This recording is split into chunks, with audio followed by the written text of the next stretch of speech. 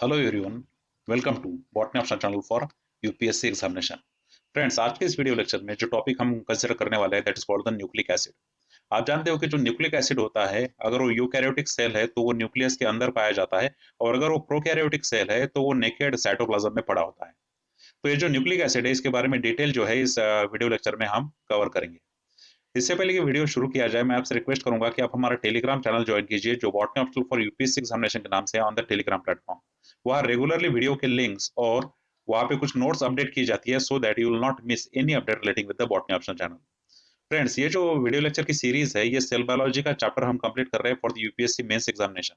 तो एक continuously 19th lecture है, इससे पहले 18 लेक्चर हो चुके हैं। अगर अब तक आपने उनको चेकआउट नहीं किया है तो जरूर चेकआउट कीजिएगा। तो चलिए शुरू करते हैं न्यूक्लिक एसिड्स। जैसे अभी हमने बात ही की है कि यूकैरियोटिक सेल में ये जो न्यूक्लिक एसिड होता है, ये सेल में पाया जाता है। ओके, सेल के अंदर जो न्यूक्लियस वाला पोर्शन होता है, न्यूक्लियस के अंदर ये न्यूक्लिक एसिड पाया जाता है। अगर हिस्टोरिकली बात करें तो न्यूक्लिक एसिड को सबसे पहले जिन्होंने डिस्कवर किया था, उनका नाम था फ्रेडरिच मिशनर। ओके, आपको साइंटिस्ट का नाम याद रखना है। The name of the scientist is Friedrich मिशनर।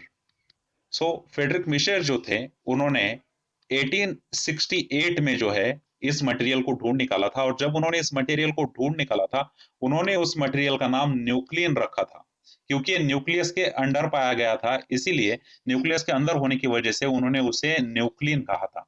अब ये जो न्यूक्लियन था, उसका स्ट्रक्चरल इल्यूसिडेशन जो था वो फ्रेडरिक मिशर नहीं कर पाए थे। उसका रीजन ये था कि उस वक्त जब 1869 ये ईयर चल रहा था, उस वक्त डीएनए को एक्सट्रैक्ट करके उसका लॉन्ग पॉलीमर को स्टडी करना पॉसिबल नहीं था। इसीलिए उन्होंने उसे न्यूक्लियन नाम देके वहीं पे छोड़ दिया, और ये जो न्यूक्लियन नाम था ये बहुत सालों तक चलता रहा, जब तक वैटसन एंड क्रिक ने 1953 में उनका फेमस डीएनए मॉडल नहीं दे दिया। सो आप समझ सकते हो कि जो अर्लियर टाइम था, जब हमें पता नहीं था कि न्यूक्लियस के अंदर डीएनए भी होता है, तो उस समय फ्रेडरिक मिशर ने 1868 में न्यूक्लियन ढूंढ निकाला था, और ये न्यूक्लियन आज के डेट में हम उसे ही डीएनए कहते हैं, राइट। उसे ही हम जेनेटिक मटेरियल कहते हैं। अब ये जो न्यूक्लिक एसिड था जो मिशनर ने ढूंढ निकाला था, ये एक्चुअल में 3 कंपोनेंट से बना होता है।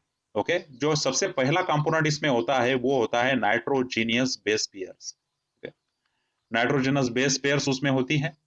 जो सेकंड उसमें कंपोनेंट होता है वो है पेंटोज शुगर, और जो थर्ड कंपोनेंट होता है that is called the phosphate group. ठीक है, तो इन 3 कंपोनेंट से जो है वहां पे न्यूक्लिक एसिड बना हुआ होता है। Generally, nucleic acid contains all these 3 components, that is the nitrogenous base pairs, then the pentose sugar and the phosphate group. अब उसमें से जो पेंटोज शुगर है वो 2 टाइप में डिवाइडेड है। वो डीऑक्सी पेंटोज शुगर भी हो सकती है, और वो राइबोज शुगर भी हो सकती है। अगर वहां पे डीऑक्सी पेंटोज शुगर है तो ऐसे केसेस में वहां डीएनए का मॉलिक्यूल बनता है, और अगर वहां पे राइबोज शुगर है तो वहां पे आरएनए मॉलिक्यूल बनता है। तो आप समझ सकते हो कि न्यूक्लिक एसिड 2 टाइप्स के होते हैं। There are 2 types of the nucleic acids. The very first is the DNA and second is the RNA. और डीएनए और आरएनए को हमने कैसे क्लासिफाई किया है? हमने क्लासिफाई उनको किया है depending upon which pentose sugar they contain. कौन सी पेंटोज शुगर उनमें प्रेजेंट है, डीऑक्सी पेंटोज शुगर प्रेजेंट है या फिर राइबोज शुगर प्रेजेंट है, डिपेंडिंग अपॉन दैट वहां पे 2 टाइप के न्यूक्लिक एसिड है। पहले टाइप का जो nucleic acid it is called deoxy ribonucleic acid, क्योंकि उसमें डीऑक्सी पेंटोज शुगर होती है, और दूसरा होता है राइबोज न्यूक्लिक एसिड, क्योंकि उसमें राइबोज शुगर होती है। ओके, सो स्ट्रक्चर वाइज जब हम बात करते हैं न्यूक्लिक एसिड में, तो nitrogenous base plus pentose sugar जब वहां पे मिक्स होती है, तब वहां पे जो स्ट्रक्चर तैयार होता है that is called as the nucleoside. Okay, और ये जो न्यूक्लियोसाइड होता है, ये नाइट्रोजनस बेस पेयर और पेंटोज शुगर के कॉम्बिनेशन से बनता है। अब देखिए, यहाँ पे अगर नाइट्रोजनस बेस पेयर और पेंटोज शुगर अगर कंबाइन हो रही है, तो वहां पे जरूर एक बॉन्ड होगा जिसकी वजह से ये कंबाइन हो रही है, and that bond is called as the N glycosidic bond. वो एन ग्लाइकोसिडिक लिंकेज से जुड़े होते हैं। ठीक है, तो वहां पे जो लिंकेज देखा जाता है न्यूक्लियोसाइड में, वो न्यूक्लियोसाइड में देखने जाने वाला लिंकेज जो है वो एन ग्लाइकोसिडिक लिंकेज है। ठीक है, तो नाइट्रोजनस बेस पेयर और पेंटोज शुगर दोनों मिला के यहाँ पे न्यूक्लियोसाइड बनाते हैं। उसके बाद अगर वहां पे नाइट्रोजनस बेस पेयर है प्लस वहां पे पेंटोज शुगर है, और अगर उसके साथ फॉस्फेट ग्रुप ऐड हो जाए, तो ये बनाते हैं न्यूक्लियोटाइड। ठीक है, तो न्यूक्लियोसाइड और न्यूक्लियोटाइड में यही डिफरेंस है कि न्यूक्लियोटाइड जो है वो nitrogenous base pair plus pentose sugar plus phosphate group से बना है। While on the other hand nucleoside जो होता है उसमें फॉस्फेट ग्रुप absent होता है। It is only the combination of nitrogenous base pair and the pentose sugar. अब ये जो फॉस्फेट ग्रुप जो ऐड हो रहा है न्यूक्लियोसाइड के साथ, तो इसको आप इस तरह से भी लिख सकते हो कि nucleoside plus phosphate group, right, is equal to nucleotide. क्योंकि आप जानते हो कि जो न्यूक्लियोसाइड होता है उसमें नाइट्रोजनस बेस पेयर और पेंटोस शुगर प्रेजेंट होती है, तो उसको कलेक्टिवली न्यूक्लियोसाइड बोला जा सकता है। ये जो न्यूक्लियोसाइड है प्लस फॉस्फेट ग्रुप अगर उसमें ऐड हो जाए तो उसे न्यूक्लियोटाइड कहते हैं। ओके, तो ये जो न्यूक्लियोटाइड होता है इसमें जब फॉस्फेट ग्रुप ऐड होता है तो ये फॉस्फोइस्टर बॉन्ड से ऐड होता है। ठीक है, आपको बॉन्ड का नाम जरूर याद रखना है। उस वो फॉस्फोइस्टर लिंकेज से जो होता है वो जुड़ा होता है विद द न्यूक्लियोसाइड।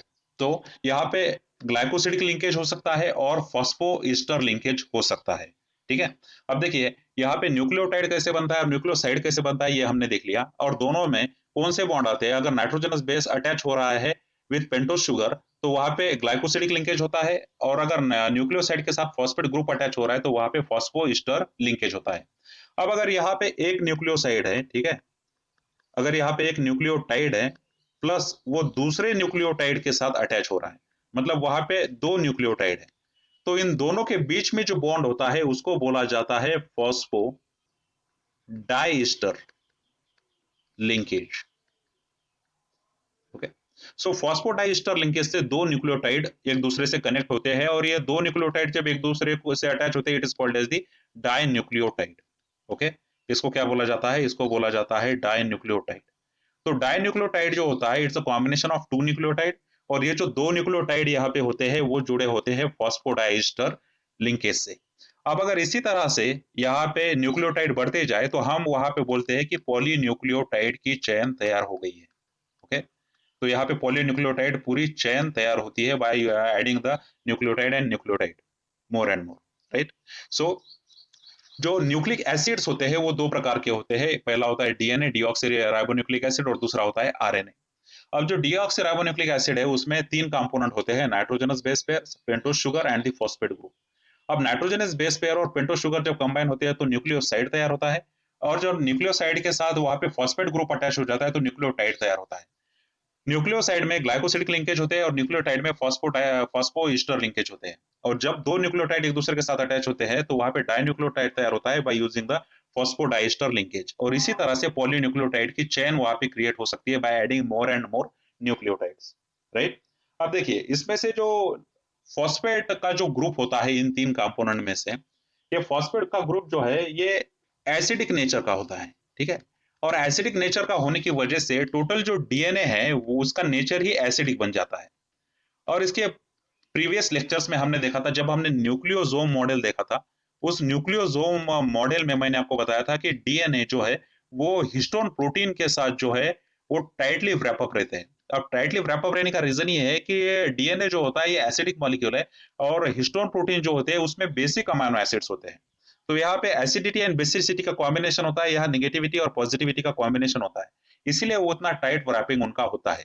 और जो एसिडिक नेचर होता है डीएनए का वो क्यों होता है वहां पे, because of the phosphate group. ये जो फॉस्फेट ग्रुप है it provide the nucleotide acidic property, एक एसिडिक प्रॉपर्टी जो है ये प्रोवाइड करता है to the nucleotides. Okay, now अभी हमने बात की कि वहां पे नाइट्रोजनस बेस पेयरिंग होती है डीएनए में, राइट। अब ये जो नाइट्रोजनस बेस पेयर होती है जो न्यूक्लिक एसिड में पाई जाती है, ये नाइट्रोजनस बेसेस जो होते हैं वो 5 प्रकार के होते हैं।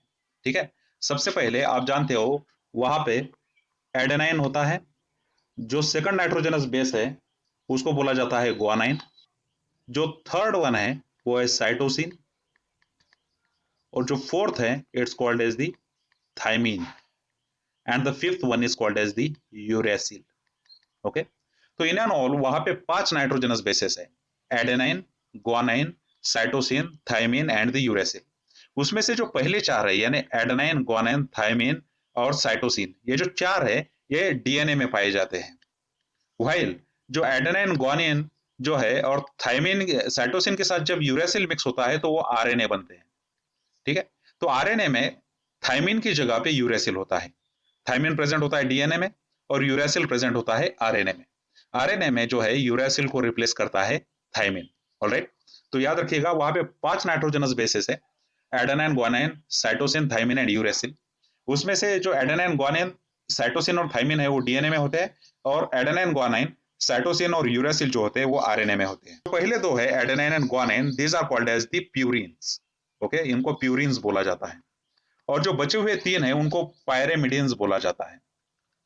ओके, सो क्लासिफिकेशन याद रखिएगा, प्यूरिन्स एंड पायरेमिडिन्स। ऑलराइट, सो यहाँ पे हमने देखा कि न्यूक्लिक एसिड जो होते हैं वो कैसे 2 प्रकार के होते हैं, कौन से कंपोनेंट से बने होते हैं, स्ट्रक्चरल कंपोनेंट कौन कौन से होते हैं उसमें, जैसे nitrogen base pair, pentose sugar, phosphate group. फिर न्यूक्लियोसाइड कैसे बनते हैं, न्यूक्लियोटाइड कैसे बनते हैं, और नाइट्रोजनस बेसिस जो है वो 5 प्रकार के होते हैं, और 5 में से प्यूरिन्स कौन से होते हैं और पिरामिडिन्स कौन से होते हैं, ये सब कुछ हमने डिटेल में डिस्कस किया। ऑलराइट, सो इस वीडियो लेक्चर में यहाँ तक ही। इसके आगे का जो कंटिन्यू टॉपिक है वो नेक्स्ट वीडियो लेक्चर में जो है हम डिस्कस करेंगे। Okay, so thank you very much for being with me. See you in the next one.